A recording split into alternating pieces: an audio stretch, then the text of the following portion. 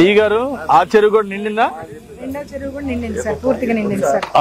స్టౌన్ లో సిల్ట్ అది బాగా చేపించాలి. ఖచ్చితంగా సార్.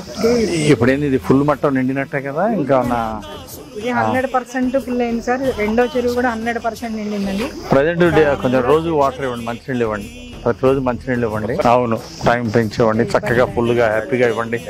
Full satisfaction.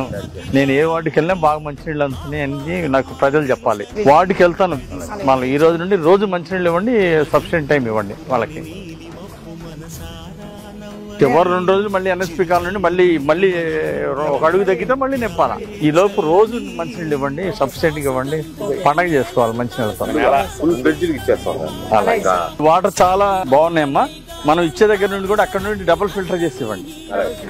వాటర్ మంచి ప్యూరిఫికేషన్ తోటి అందించాలి. చంద్రబాబు గారి దయ వల్ల ముందు మన చెరువు అంతా నిండింది.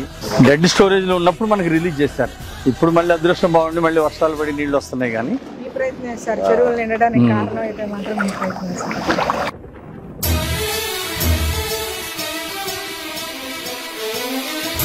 ఓకే, ఇది పూర్తిగా నిండింది. రివ్యూ పెట్టి అధికారులందరినీ ఎందుకు అందట్లేదు, దానికి ఏం చేయాలి, రెమెడీ, అసలు ప్రాబ్లం ఏంటి, ఎక్కడెక్కడ ఏదైనా అందట్లేదంటే దానికి కారణం ఏంటి, పైప్ లైన్ రిపేర్లా లేకపోతే ఏంటి? కొన్ని చోట్ల ఎక్స్ట్రా వాల్స్ పెట్టుకుంటే ప్రెజర్ అందరికీ కూడా సమానంగా ఇవ్వగలుగుతాం. లెంగ్దీ లైన్లు ఉన్నాయి సార్ కొన్ని ఏరియా. ఫాస్ట్ గా ప్లాన్ చేయండి. మార్పు కనపడాలా, అట్లాగే స్పష్టంగా సర్వీస్ పెరగాల, ప్రజలకంగా మనం మెరుగైన సేవలు అందించాలి. ముందు కంటిన్యూగా ఇవ్వండి. ఇప్పుడు ప్రజెంట్ వాటర్ కంటిన్యూగా నీళ్ళు ఇవ్వండి. చివరి 3 రోజులు మళ్ళీ నింపండి ఎంతవరకు కాలేదు అంతవరకు. ఇప్పుడు మీ డిపార్ట్మెంట్ వాటర్ సప్లై డిపార్ట్మెంట్ తో చిన్న మీటింగ్ పెడదాము.